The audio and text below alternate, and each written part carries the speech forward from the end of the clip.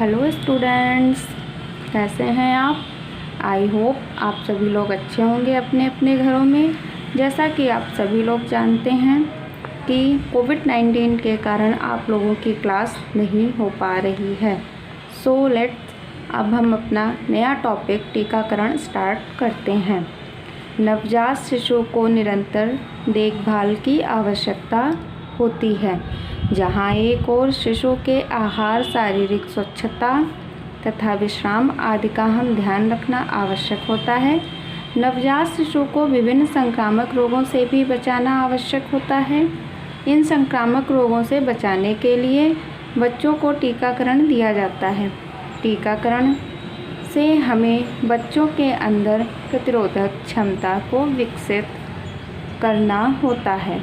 इस प्रकार से विकसित हुई रोग प्रतिरोधक क्षमता को अर्जित रोग प्रतिरोधक क्षमता कहते हैं। इसीलिए सरकार टीकाकरण पर विशेष बल दे रही है। टीकाकरण, आइए बच्चों हम बात करते हैं अब टीकाकरण। टीकाकरण का मतलब होता है अर्थात एक्वायर्ड इम्यूनिटी, जो जन्मजात इम्यूनिटी ना हो करके हम बच्चों के अंदर उनके पैदा होने के बाद वो इम्यूनिटी उन्हें प्रदान करते हैं। किसके माध्यम से करते हैं? टीकाकरण के माध्यम से। विभिन्न रोगों से लड़ने की क्षमता, जिससे वो रोज़ रोज़ बीमार ना पड़े, या जो हमारे यहाँ पे पुराने रोग चले आ रहे हैं वो उनको ना हो पाएँ, उससे उन्हें बचाने की हम उन्हें रोग प्रतिरोधक क्षमता प्रदान करते हैं। अर्थात हम टीकाकरण से विभिन्न रोगों से लड़ सकते हैं। अतः हम सभी संक्रामक रोगों से बचाव के लिए टीके विकसित कर लिए गए हैं। मुख्य टीकों का विवरण इस प्रकार से है। वैसे तो हमारे यहाँ बहुत टीके हैं, जितने भी हैं सभी टीके लगवाए जाते हैं। कुछ टीके वो हैं जो गवर्नमेंट की तरह से सभी को लगवाए जाते हैं, वो टीके इम्पॉर्टेंट टीके हैं। कुछ टीके वो हैं जो हम अपनी सुविधा और अपने सहूलियत के अनुसार अपने बच्चों को लगवाते हैं, वो टीके प्राइवेट लगवाए जाते हैं, जिन पे हमें पेमेंट करना होता है। लेकिन जो गवर्नमेंट की तरफ से टीके लगवाए जाते हैं उनमें हमें कोई पेमेंट नहीं करना होता है, वो सरकार की तरफ से फ्री लगवाए जाते हैं। आइए, जैसे कि पहला टीका है टीबी से बचने का टीका।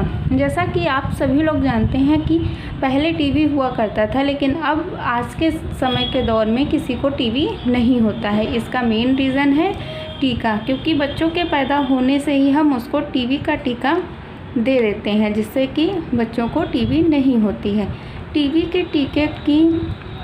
के टीके को बीसीजी का टीका भी कहते हैं। यह टीका जन्म के उपरांत 24 घंटे के यह टीका लगाना आवश्यक होता है। बीसीजी का टीका सामान्य रूप से दाईं बांह के ऊपरी हिस्से में लगाया जाता है। यह जिस स्थान पर लगाया जाता है वहाँ उस स्थान पर एक गांठ सी बन जाती है और वह गांठ धीरे धीरे सूख जाती है और वहाँ पर एक निशान छोड़ जाती है। बीसीजी का टीका लगवाने के उपरांत अगर वहाँ पर कोई गांठ नहीं बनती है तो इसका मतलब है वो टीका गलत लगा हुआ है। हम उस टीकों को पुनः या दोबारा फिर से लगवा सकते हैं। बीसीजी के टीके में ये एक इम्पॉर्टेंट बात है कि वहाँ पे एक स्पॉट होना चाहिए। पहले वो थोड़ा उभरा हुआ होता है, फिर वो थोड़ा अंदर की तरफ दब करके गांठ में सूख करके एक निशान या एक स्पॉट के रूप में रह जाता है। तभी हम कहते हैं कि बीसीजी का टीका सक्सेसफुल रहा।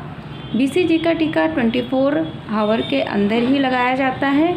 जैसे ही हॉस्पिटल में बच्चों का जन्म होता है तुरंत ही डॉक्टर लगा देती हैं, क्योंकि यह गवर्नमेंट की तरफ से रिकमेंडेशन होता है और हमें इसका कोई पेमेंट भी नहीं करना होता है। दूसरा टीका है चेचक का टीका।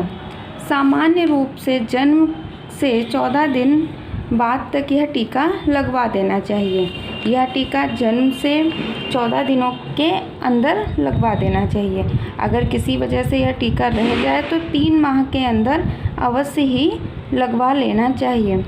यह टीका भी इम्पॉर्टेंट टीका है, इसीलिए यह गवर्नमेंट की तरफ से फ्री टीका है। यह जन्म के 3 महीने के अंदर टीका अवश्य ही लगवा लेना चाहिए। यह भी टीका थोड़ा हार्ड होता है, इससे लगवाने से बच्चों को थोड़ी परेशानी भी होती है और उस पर विशेष ध्यान देना चाहिए। पोलियो का टीकाकरण या ट्रिपल वैक्सीनेशन।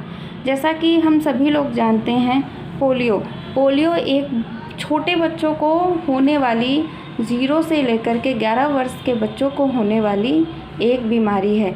इसमें बच्चों के शरीर में लकवा मार जाता है, या पैरों में होता है, वो सीधे से खड़े नहीं हो पाते हैं या वो चल नहीं पाते, आदि बीमारियां होती हैं।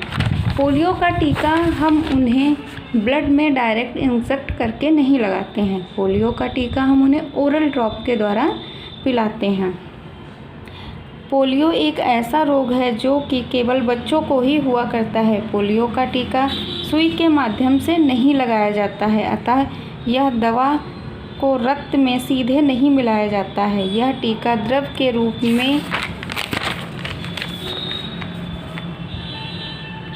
रूप में दी जाती है। पोलियो के इस दवा रूपी टीका को देने के अवसर पर ही एक अन्य टीका DTP भी बच्चों को दिया जाता है। इसे ट्रिपल वैक्सीनेशन कहते हैं। यह टीका काली खांसी, टिटनेस तथा डिप्थीरिया नामक संक्रामक रोगों के लिए होता है। यह टीका सुई के माध्यम से दिया जाता है।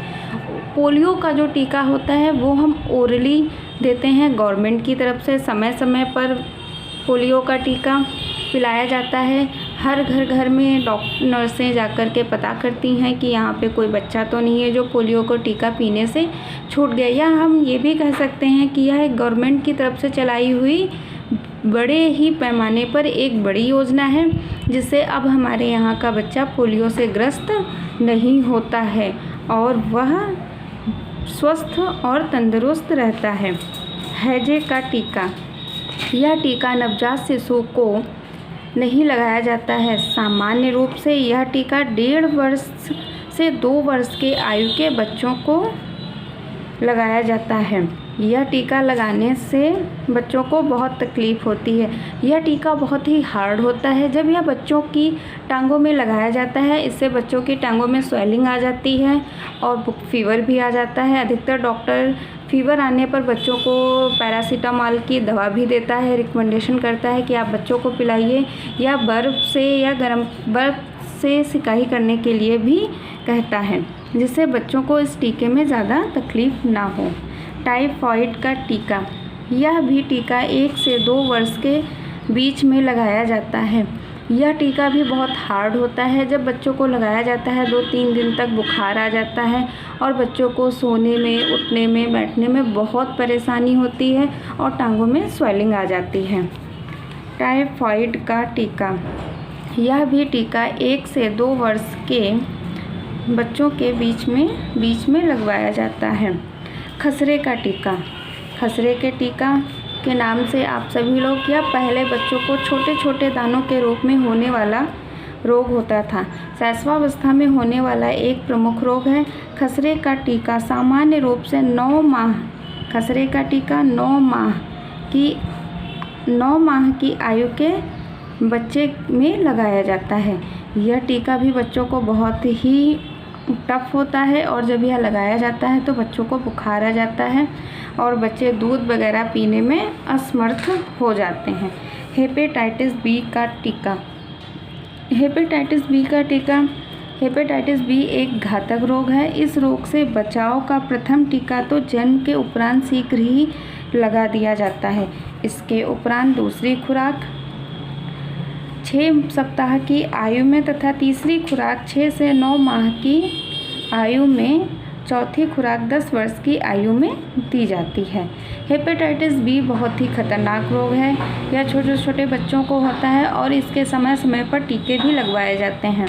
हेपेटाइटिस बी के टीके लगवाने में भी बच्चों को परेशानी होती है और उनको खाने पीने में भी दिक्कत होती है, उल्टियाँ आने लगती हैं, बुखार आता है और सिकाई भी की जाती है। अगला टीका है MMR का टीका। शैशवावस्था में लगाया जाने वाला टीका MMR का भी होता है। यह टीका 3 भिन्न भिन्न रोगों से बचाव के लिए लगाया जाता है। ये रोग क्रमशः मीज़ल्स, मम्स, रूबेला आदि के होते हैं। यह टीका सामान्य रूप से 15 से 18 माह की आयु में लगाया जाता है। यह टीका भी लगाने के बाद बच्चों को बहुत ही तकलीफ़ होती है। उनको सोने में दिक्कत, सो जाते हैं, अगर उनका ज़रा सा भी कुछ हिल जाए तो वो चौंक करके उठ के बैठ जाते हैं, क्योंकि टांगों में बहुत ही तकलीफ़ होती है, या यह जहाँ भी हम लगाते हैं वहाँ पर ये बच्चों को परेशानी करता है। जैसा कि आप सभी लोगों ने टीकाकरण से देखा है, टीकाकरण का मेन उद्देश्य होता है बच्चों को बीमारी होने से पहले हम उन्हें टीकाकरण के माध्यम से उन बच्चों के अंदर रोग प्रतिरोधक क्षमता को पहले से ही ला दें, जिससे वो उस बीमारी के शिकार ना हो सकें। कुछ बीमारियां जो बच्चों को होती हैं, उन्हीं के टीके सरकार के द्वारा लगवाए जाते हैं, जिससे वो बच्चे मरे नहीं, या किसी गरीबी या निर्धनता के कारण वो बच्चे उन टीकों से छूट ना जाएं। इसीलिए गवर्नमेंट की तरफ से निःशुल्क लगवाए जाते हैं, और हमारे यहाँ के आंगनबाड़ी प्राथमिक स्वास्थ्य केंद्रों पर हम जा कर के लगवा सकते हैं। इन टीकों को लगवाने के लिए हमें एक कार्ड बनवाना होता है, और उस कार्ड पे नर्सेस के द्वारा टाइम ड्यूरेशन के अनुसार लिखा होता है कि हमें कब आना है, कब जाना है और कब बनवाना है। उसी प्रकार से ये टीके बनवाए तथा लगवाए जाते हैं, और इन टीकों में क्या क्या सावधानी बरतनी चाहिए वो भी हमें नर्सेस बता देती हैं। यह टीका लगवाने के लिए हमें कोई भी कॉस्ट पे नहीं करनी होती है। यह टीका हम बहुत ही आसानी से अपने आस पड़ोस के स्वास्थ्य या समुदाय केंद्र में लगवा सकते हैं, और हम इन टीकों को मुफ्त लगवा सकते हैं। अगर आपको टीकाकरण समझने में कोई परेशानी या दिक्कत हुई है तो आप हमें बताइएगा। Thank you so much.